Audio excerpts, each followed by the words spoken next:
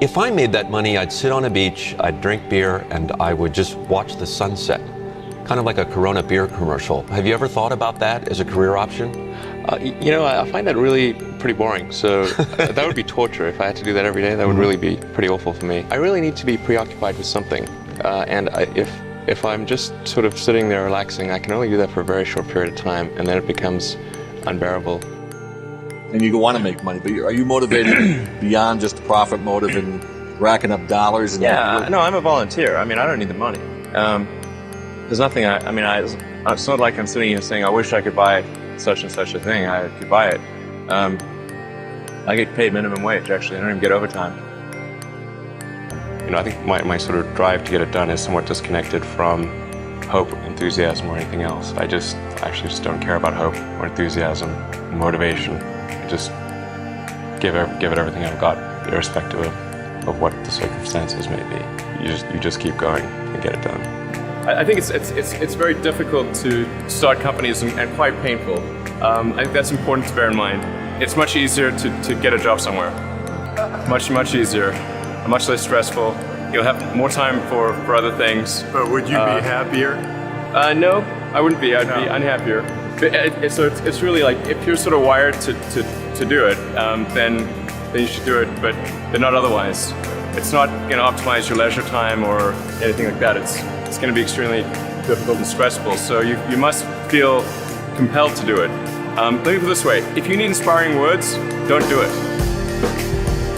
Yeah, I mean, it's really hard starting a company. I mean, you have to basically be prepared to work constantly, from when you wake up to when you go to sleep.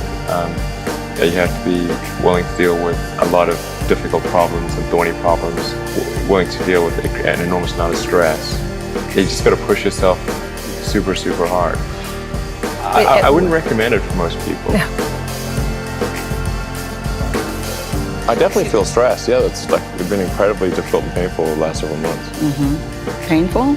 Absolutely, of course. Yeah. Yeah, I mean, I'm sleeping on the factory floor, not because I think that's like a fun place to sleep.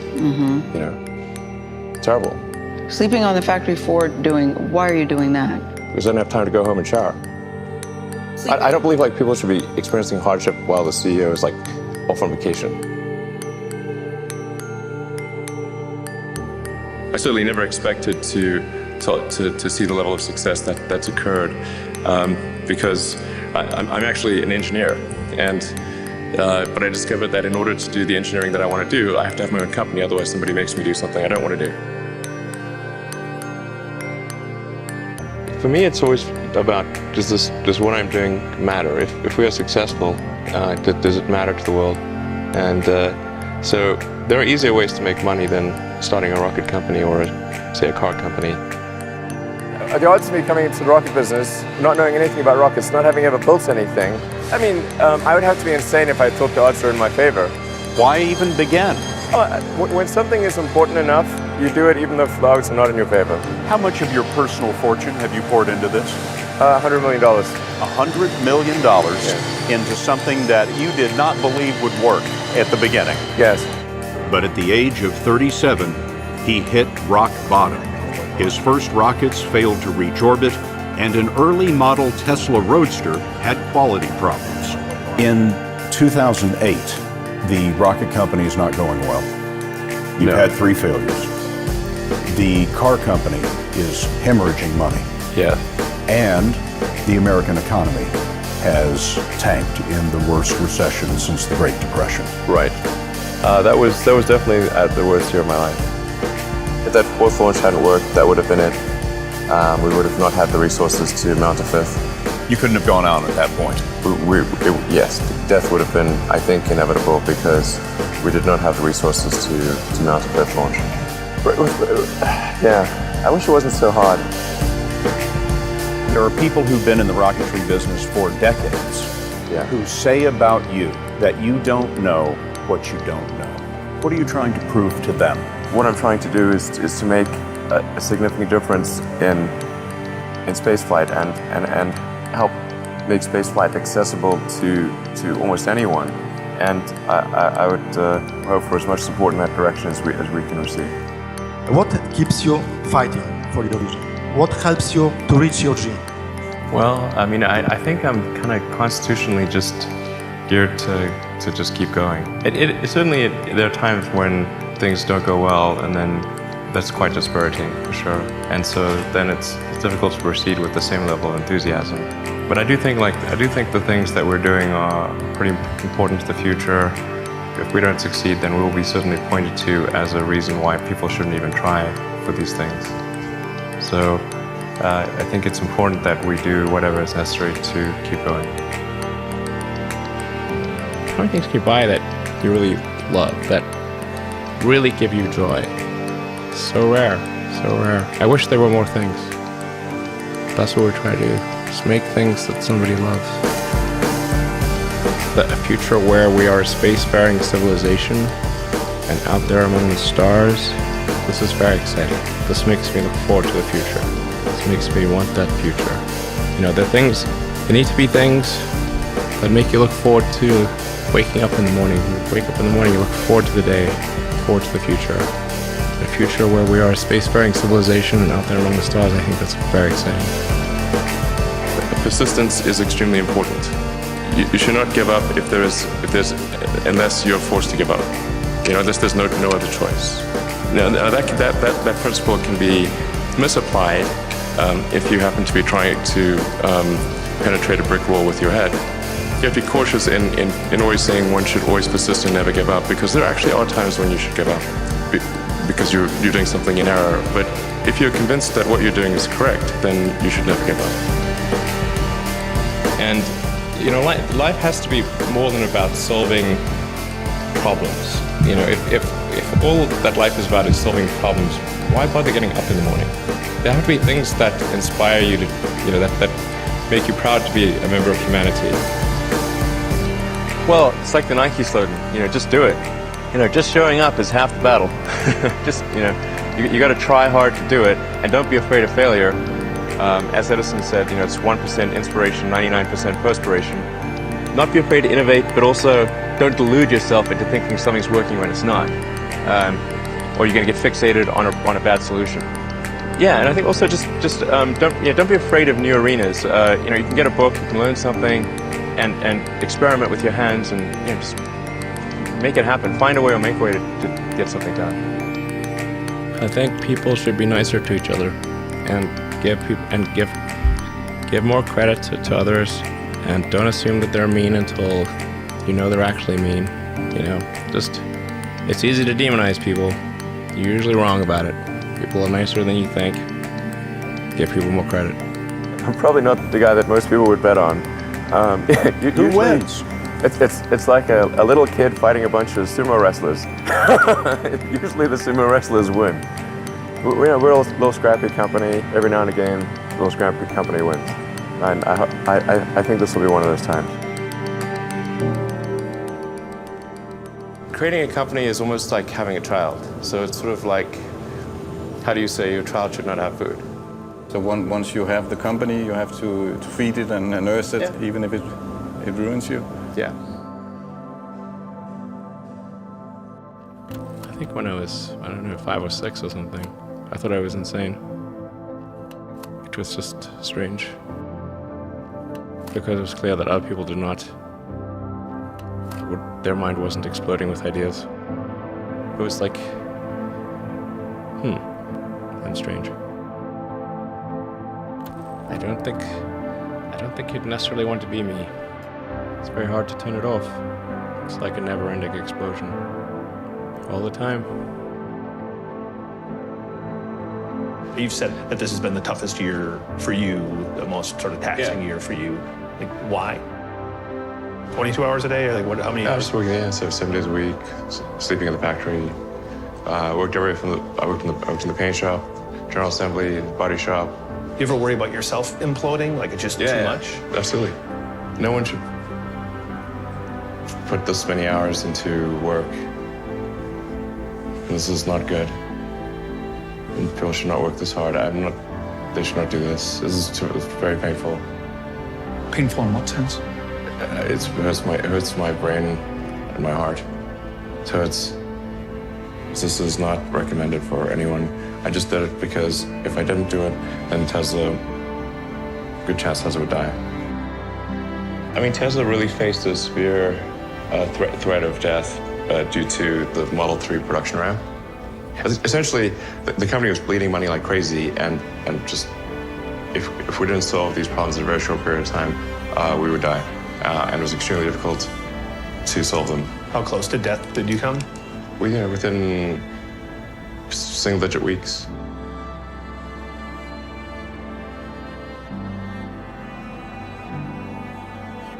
I mean, when we started Tesla, I thought maybe our chance of success was 10%. Well, I mean, I can tell you my original plan was, I thought, okay, I had like $180 million from my portion of the sale of PayPal. And I thought, you know, if I invest half of that in creating these companies, then I still have the other half to be fine. Yeah.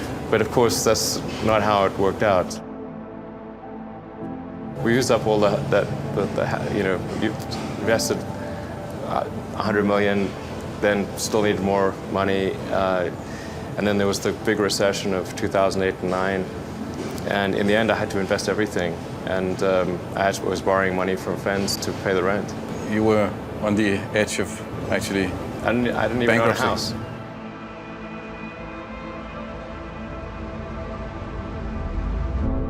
I didn't think it would be easy. Like I said, I thought they would probably fail. But you know, like creating a company is almost like having a child. So it's sort of like, how do you say your child should not have food? So once you have the company, you have to feed it and nurse it and take care of it, even if it ruins you. Yeah.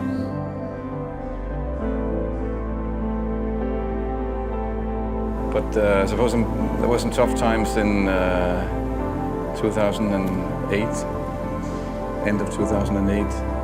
How did you get through that period of crisis? Yeah. Can we just break for a second? Sure, of course.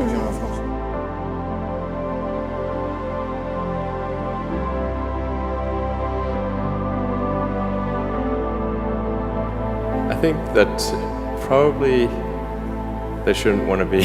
You? I think it sounds better than it is. Okay. Not as much fun being me as you'd think. There's definitely, it could be worse for sure, but it's, I'm not sure I want to be me. It has actually been a very difficult journey, I have to say. My priority right now is to try to add some more management bench strength to Tesla in particular, so that I can take a vacation. You know, in the last 12 years, I've only tried to take a week off twice. The first time I took a week off, the Orbital Sciences rocket exploded and Richard Branson's rocket exploded in that same week. Second time I took a week off, my rocket exploded. The lesson here is don't take a week off. Well, when my brother and I were starting our first company, instead of getting an apartment, we just rented a small office and we slept on the couch. And we showered at the YMCA, and we're so hot up we had just one computer. So the website was up during the day, and I was coding at night, 7 days a week, all the time. And I sort of briefly had a girlfriend in that period, and in order to be with me, she had to sleep in the office. So work hard, like I mean, every waking hour. That's the thing I would say, particularly if you're starting a company. Trying to build a company and have it succeed is like eating glass and staring into the abyss. I mean, what tends to happen is it's sort of quite exciting for the first several months of starting a company, and then reality sets in. Things don't go as well as planned. Customers aren't signing up. The technology or the product isn't working as well as you thought. And then that can sometimes be compounded by a recession, and it can be very, very painful for several years. When you had that third failure in a row, did you think, I need to pack this in? Never. Why not? I don't ever give up. I mean, I'd have to be dead or completely incapacitated. You know, there are American heroes who don't like this idea. Neil Armstrong, Gene Cernan have both testified against commercial spaceflight in the way that you're developing it, and I wonder what you think of that. I was very sad to see that because those guys are, yeah. You know, those guys are heroes of mine, so it's really tough. You know, I wish they would come and visit and see the hardware that we're doing here. And I think that would change their mind. They inspired you to do this, didn't they? Yes. And to see them casting stones in your direction. It's difficult. Did you expect them to cheer you on? Certainly hoping they would.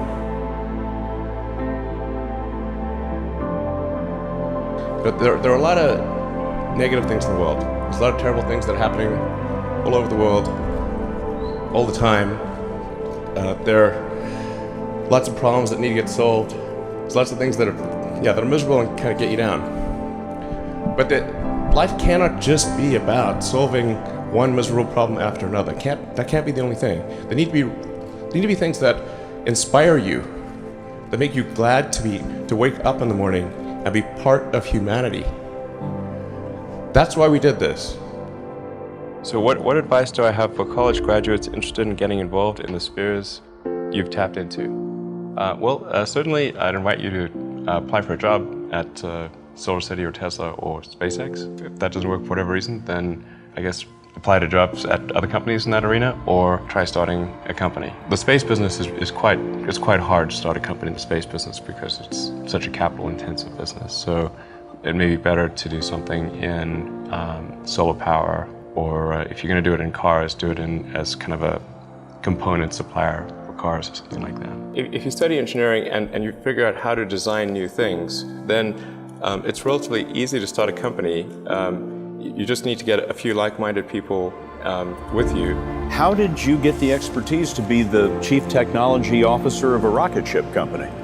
I do have a physics background. That's helpful as a foundation. And then I read a lot of books and talked to a lot of smart people. You know, I think my sort of drive to get it done is somewhat disconnected from hope, enthusiasm, or anything else. I actually just don't care about hope or enthusiasm, motivation. I just give it everything I've got, irrespective of what the circumstances may be. You just keep going and get it done. What is the one thing that has surprised you about your life? Oh, one thing, wow. Well, I'm surprised by the whole thing, honestly. I certainly didn't expect for any of these things to happen, honestly.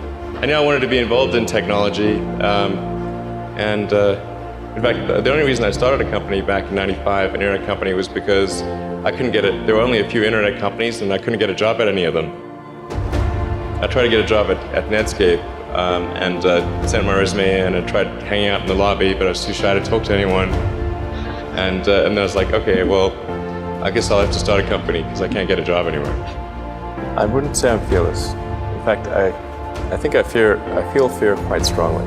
But if what we're doing what I'm doing I think is important enough, then I just override the fear.